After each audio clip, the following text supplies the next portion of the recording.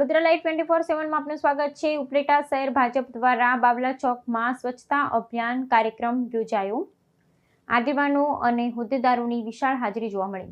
ઉપલેટા શહેર ભાજપ દ્વારા અહીંના બસ સ્ટેન્ડ ચોકમાં બાવલા ચોકમાં સિવિલ હોસ્પિટલમાં આગેવાનો પક્ષના હોદ્દેદારો કાર્યકર્તાઓની વિશાળ હાજરી વચ્ચે સ્વચ્છતા અભિયાન કાર્યક્રમનું આયોજન કરવામાં આવેલ। આ અભિયાન અંતર્ગત આગેવાનો દ્વારા શહેરની તમામ મહાપુરુષોની પ્રતિમાઓની પણ સફાઈ કરવામાં આવી હતી।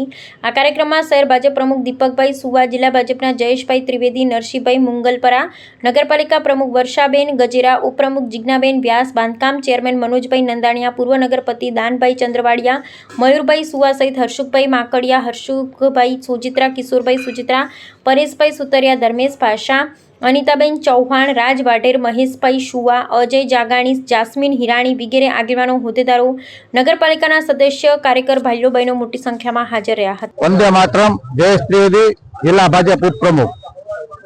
स्वच्छता की ओर एक कदम।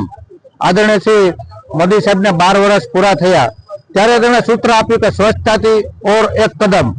આપણે આજે અમારા ઉપલેટા શહેર ભારતીય જનતા પાર્ટીના કાર્યકરો અને હોદ્દેદારો, નગરપાલિકાના હોદ્દેદારો દ્વારા સ્વચ્છતા અભિયાનનું આયોજન કરીશું। આ સ્વચ્છતા અભિયાન માત્ર આપણે એક દિવસ માટે નહીં પરંતુ કાયમી માટે કરવાનું છે। જો આપણું શહેર સ્વચ્છ રહેશે અને સુંદર રહેશે તો આપણા શહેરમાંથી ગંદકી અને રોગચાળો દૂર થશે। એટલે આપણે આદરણીય મોદી સાહેબની સૂચના અનુસાર આપણે આપણું શહેર અને વિસ્તાર, આપણી ગલી સુંદર રાખીએ। જો આપણો વિસ્તાર અને ગલી સુંદર હશે તો શહેર સ્વચ્છ। એ સૂત્ર અનુસાર આજથી આપણે સંકલ્પ કરીએ કે આપણે ક્યાંય કચરો નહીં નાખીએ અને જાહેરમાં જો કચરો હશે તો આપણે સ્વેચ્છાએ ઉપાડી અને કચરા પેટીમાં નાખી આપણે એક ભારત દેશની સાચી સેવા ગણાશે। એ જ વસ્તુ ભારત માતા કી જય। ઉપલેટા નગરપાલિકા પ્રમુખ વર્ષાબેન ગજેરા। આપણા માનનીય શ્રી નરેન્દ્રભાઈ મોદી સાહેબને શાસનને 12 વર્ષ પૂરા થતા આજે ઉપલેટામાં બસ સ્ટેન્ડ ચોકમાં ડોક્ટર બાબા આંબેડકર ના સ્ટેચ્યુ પાસે સાફ સફાઈનો કાર્યક્રમ રાખેલ હતો।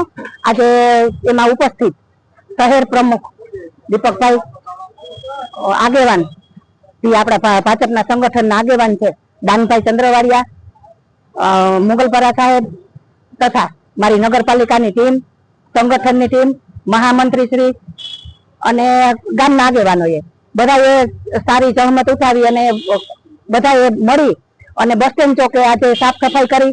એવી જ રીતે મહાઆરતીનો પણ લાભ લઈએ છીએ।